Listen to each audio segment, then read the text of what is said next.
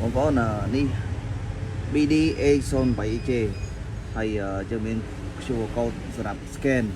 បងប្អូនគាត់បើកកាមេរ៉ាមក scan សេរីតាម ad សេរីច្រៀងសេរី echo សេរី reverb echo បូក reverb សេរី graphic សេរីបាសឲ្យធ្ងន់ស្រាលស្រួយសេរី guitar អីនឹងសេរីតាម ad ទូរស័ព្ទបានបងប្អូនជាពិសេសបងប្អូនចង់សេរីនៅម៉ាស៊ីនផ្ទាល់ក៏បានសេរីនៅទូរស័ព្ទពីចម្ងាយក៏បានហើយយើងមានរុន OTG មានរុន LAN AUX USB ហើយរុនកាសនេះចេញទៅសាប់ចេញទៅបាសផ្សេងទៀតនេះគឺសម្លេងចេញដែរបងប្អូនរុនឈ្មោះនេះហើយនេះ master room នេះបាសសម្លេងស្រួយធ្ងន់ហើយនេះសម្លេងបាសអូខេហើយតែតោះនេះគឺយើងប្រើលេងហ្គីតាកដងនេះហ្នឹងបងប្អូនដល់នៅហ្នឹងមកយើងសេរីនៅ app ក៏បានយើងសេរីនៅមួយជួរនេះក៏បានដែរហើយនេះមិចប្រើមីក្រូហ្វូនក្រៅ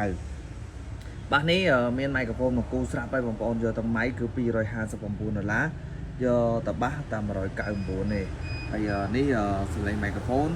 ហើយនេះមីក្រូហ្វូនស្អែកធ្ងន់មីក្រូហ្វូនស្រួយបងៗដែលយកទៅសេរីតាមខ្ញុំតែប៉ុណ្្នឹងទៅបានហើយ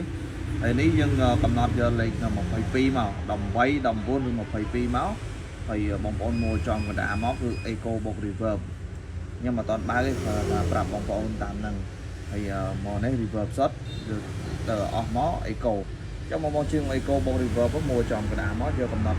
22តែនេះថាច្រៀងបរោះបងប្អូនល្អមែនតើហើយបាសនេះយើងមានជើងដោតដែរបងប្អូនយកក្នុងឱកាសនេះខ្ញុំប្រម៉ូសិនថែមជើងមួយជើងច្រែងសម្រាប់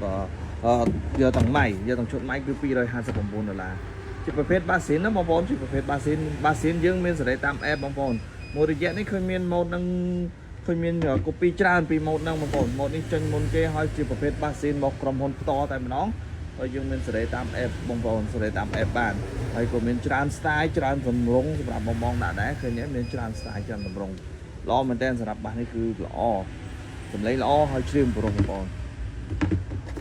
អូខេឥឡូវខ្ញុំសូមបញ្ចប់ប៉ុណ្្នឹងសិនអរគុណច្រើន